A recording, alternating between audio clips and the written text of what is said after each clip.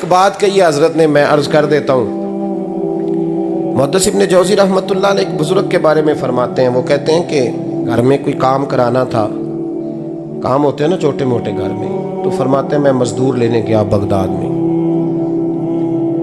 चौकों पे मज़दूर सारी उम्र का मज़दूर ही है ना बेचारा।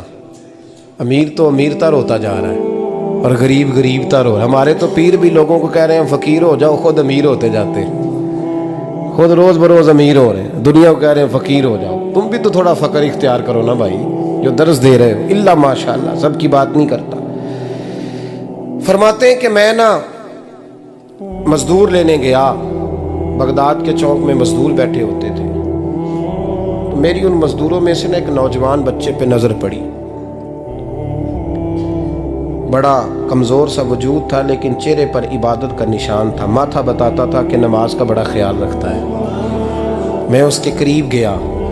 चेहरे भी बड़ा कुछ बताते हैं ना, चेहरों में भी बड़ी रानाई होती है। फरमाते हैं मैं करीब गया, मैंने उसको कहा बेटे मज़दूरी करोगे? तो कहने लगा मज़दूरों में बैठा हूँ तो हुज़ूर मज़दूरी के लिए ही तो बैठा हूँ। तो मैंने कहा कि चलो फिर। कहने लगा नहीं, मेरी कुछ शर्तें। मैंने कहा बताओ? कहने लगा पहली शर्त यह है कि लोग 4 दिनार दिहाड़ी लेते हैं, मैं 3 दिनार लूँगा। मैंने कहा यार भाई तो बड़ी बेहतरीन है, बाकी भी इस तरह की रख ले। उसने कहा हुज़ूर दूसरी शर्त यह है कि मैं आपकी मुकम्मल बात मानूंगा, लेकिन जब अज़ान हो जाएगी फिर आपकी नहीं सुनूंगा। तीसरी बात उसने ये की कि हुज़ूर मैं आपके घर में काम करूंगा पर आपके किसी सवाल का जवाब नहीं दूंगा। कहते मैंने कहा यार तू बड़ा अजीब है, शर्तें तो मालिकों की होती हैं। कहने लगा जी बहरहाल मैं शर्तें लगा के जाता हूँ। फरमाते हैं मैं उसे घर ले आया, काम मैंने उसको बताया, तो जो काम मज़दूर सारे दिन में करता है ना, उसने 2 घंटे में ही कर दिया। हमारे मज़दूर सिगरेट पीने में भी तो आधा घंटा लगाते हैं, वो चाय पीने जाएं तो पौना घंटा वहाँ। उनको भी तो दयानतदारी करनी चाहिए कि नहीं करनी चाहिए? ने मुआहदा किया है ना जी, तो पूरा उतरना चाहिए ना। कहते 2 घंटे में। अब काम जब बंदा शुरू कराता है तो काम और निकल आता है। कहते काम मैंने उसको और बता दिया, वो करने लगा। उसने मिट्टी निकाल के रखी थी बाहर रास्ते में, तो अजान हो गई जोर की। उसने वहीं कुदाल छोड़ी कही और चलने लगा। तो मेरा बेटा कहने लगा इसको ज़रा बराबर कर दो। कहने लगा चुप कर जा, तेरे बाप से बात हुई थी, जब अजान होती है तो मैं किसी और की नहीं सुनता, सिर्फ अल्लाह रसूल की सुनता हूँ। कहते हो मस्जिद चला गया, नमाज पढ़ के आया तो दोपहर का वक़्त था। मेरी बीबी कहने लगी इसको को खाना खा ले। कहते हमने कहा खाना खा लो, तो कहने लगा मैंने रोज़ा रखा हुआ, रमज़ान भी नहीं था, नफली रोज़ा रखा हुआ। फरमाते हैं शाम हुई, मैंने 3 दिनार दिए, तो मैंने कहा तेरा नाम क्या है? कहने लगा मैंने आपसे कहा था मैं किसी सवाल का जवाब नहीं दूंगा। कहते वो चला गया। अगले दिन मैं फिर लेने गया उसे, काम कुछ और निकल आए, तो लोगों ने बताया वो सिर्फ हफ्ते वाले दिन आता है। मैंने कहा क्यों? कहने लगे जी वो कहता है मेरा हफ्ते का खर्चा 3 दिनार है, जब 3 दिनार कमा लेता हूँ तो बाकी सारा टाइम अल्लाह रसूल की जिक्र में गुजार दिया करता हूँ। फरमाते हैं जी अगले हफ्ते मैं फिर लेने गया, मैंने पूरा हफ्ता इंतज़ार किया कि काम उसी से कराना है। मैं जब गया तो मैंने कहा चलो। कहने लगा मेरी शर्तें याद है ना? और मैंने कहा याद है भाई, साथ चल। फरमाते हैं काम कराया, 2-3 हफ्ते वो आता रहा। एक हफ्ते में गया तो लोगों ने कहा हुजूर आज नहीं आया। क्यों? कहने लगे बीमार हो गए। कहाँ घर है? कहने लगे बगदाद के कब्रिस्तान के पीछे जो कच्ची आबादी है उसमें रहता है।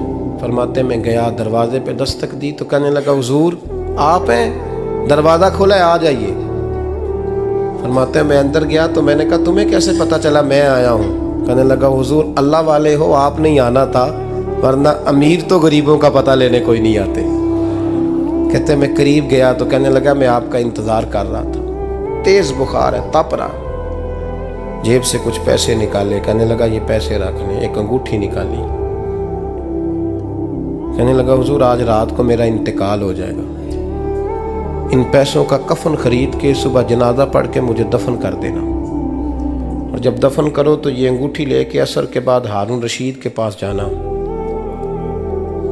आप उसे कहना मैंने मिलना है पर वो आपको टाइम नहीं देगा। आप उसको आवाज़ दीजिएगा कि तेरी एक अमानत है मेरे पास, फिर वो आपसे मिलेगा तो अंगूठी दे दें, फिर आप मेरी तरफ से फारिग हैं। हज़रत फरमाने लगे तेरा नाम? और कहने लगा हुजूर वक़्त थोड़ा है, आज रात मैंने जाना है, बड़ी लंबी माफ़ी मांगनी है रब करीम से, अगर मुनासिब समझे तो मुझे अपने रब से तन्हाई कर दे दें। फरमाते हैं मैं आ गया, पर उसकी बातों ने मुझे सारी रात सोने नहीं दिया। फरमाते हैं सुबह बड़ी मुश्किल से सूरज निकला, मैं गया, दरवाजे पे हाथ रखा तो दरवाज़ा खुला हुआ था। अंदर दाखिल हुआ तो खुशबुएं मेरा इस्तकबाल कर रही थी। जब चेहरे से कपड़ा हटाया तो उसका तो इंतकाल हो चुका, इंतकाल हो चुका, ऐसे है जैसे किसी का दीदार करके सोया। कहते मैं तो 2 आदमी ले गया था जनाजे पे, पर पता नहीं दुनिया किधर किधर से आई, कहाँ कहाँ से। अखां जदों मीटियां जमाना मैनू रोवेगा, अपना ते अपना बेगाना मैनू रोवेगा। फरमाते हैं मैं तो 2 बंदे ले गया था, पर पता नहीं मखलूक कहाँ कहाँ से आई। जनाजा पड़ा, दफन किया। हारून रशीद के पास में असर के बाद गया, मैंने बुलाना चाहा पर बादशाह था, मेरी तरफ देखा ही नहीं। मैंने उसको कहा तेरी ये कमानत मेरे पास है। फरमाते हैं वो मुझे कोने पे ले गया, क्या बात है, कमरे में बुलाया, मैंने अंगूठी दी। हारून रशीद तो चीखे मारने लगा, कहने लगा अंगूठी वाला कहाँ है? मैंने कहा वो तो इंतकाल कर गया। कहने लगा मुझे कब्र पे ले चल। कहते मैं कब्र पे लाया तो वो लेट गया, तड़प के रोने लगा। मैंने कहा मेरा कलेजा फट जाएगा, ना उसने कुछ बताया ना तूने बताया, ये कौन था? तो हारून रशीद कहने लगा ये मेरा बेटा था। मैंने कहा तेरा बेटा और मजदूर? कहने लगा हुजूर ये हजरत दाऊद ताई के पास बैठा करता था, उनका मुरीद था, मुझे रोज कहता था अब्बा तूने बड़ी दुनिया इकट्ठी कर ली है, मरते वक्त तुझसे टांगे समेटी नहीं जाएंगी, इतना हिसाब नहीं तू दे सकेगा। मैं इसको समझा देता, इसकी अम्मा समझा देती।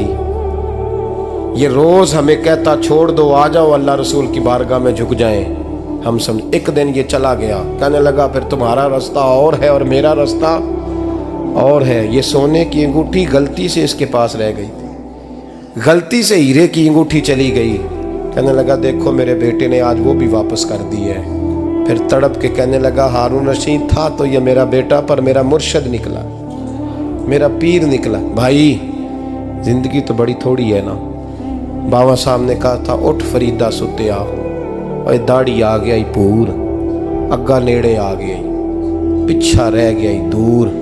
उठ फरीदा सुत्या खलकत वेखन जा, मते कोई मिल जाई बख्शिया ते तू ही बख्शिया जा।